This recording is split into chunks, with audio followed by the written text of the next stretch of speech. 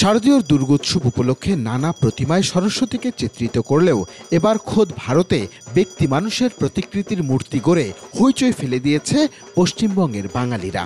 আর সেই মূর্তি বাংলাদেশের অন্তর্বর্তী সরকারের প্রধান উপদেষ্টা ডক্টর ইউনূসের।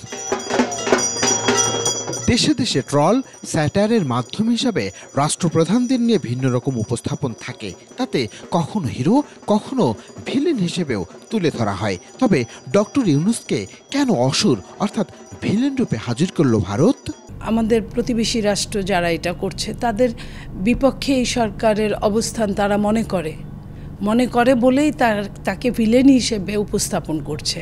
বাংলাদেশের যত মানুষ ওখানে কেনাকাটা করতে যেত, ব্যবসা করতে যেত, তারাও যাচ্ছে না। ওইখানের অবস্থাও তৈথবচ। তাদের কাছে কিন্তু বাংলাদেশটা এই মুহূর্তে অসুরের ভূমিকাতেই আছে। সেদেশের জনগণের এমন আচরণে দুই দেশের পারস্পরিক রাষ্ট্রীয় সম্পর্কে নেতিবাচক প্রভাব পড়বে না বলেও দাবি এই রাজনীতিকের। সম্পর্কটা কিন্তু সম্পর্কের জায়গায় আমি মনে করি না যে সিরিয়াস কোনো ভঙ্গুর হয়েছে।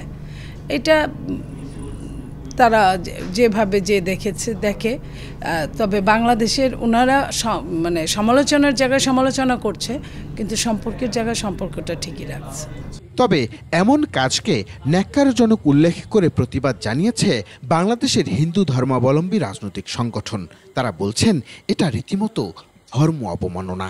শাস্ত্রীয় বিধানটাকে বৃদ্ধাঙ্গুলি করে এবং ধর্মটাকে সেই তুচ্ছ তাচ্ছিল্য করে ধর্ম অবমাননা করে তারা যে কাজটা করেছে এটা জঘন্যতম অপরাধ করেছে এবং এই জঘন্যতম অপরাধের অবশ্যই তাদের শাস্তি পেতে হবে।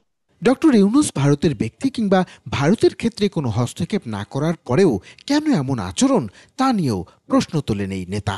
ইউনূস হচ্ছে বাংলাদেশের প্রধান উপদেষ্টা। প্রতিবাদ করলে আমার দেশের জনগণ করবে। দুই দেশের সৌহার্দ্য ঠিক রাখতে ব্যক্তিকে বিকৃত উপস্থাপনকারীদের ক্ষমা চাওয়ারও পরামর্শ তার। ভারতবর্ষের যত ধর্মপ্রাণ হিন্দু সম্প্রদায়ের মানুষ আছে উচিত তাদের বিরুদ্ধে লিগ্যাল অ্যাকশনে যাওয়া। আদিত্য মামুন, 21 টেলিভিশন, ঢাকা। একটা ধর্ম পালন করার একদিন সেই ধর্মটা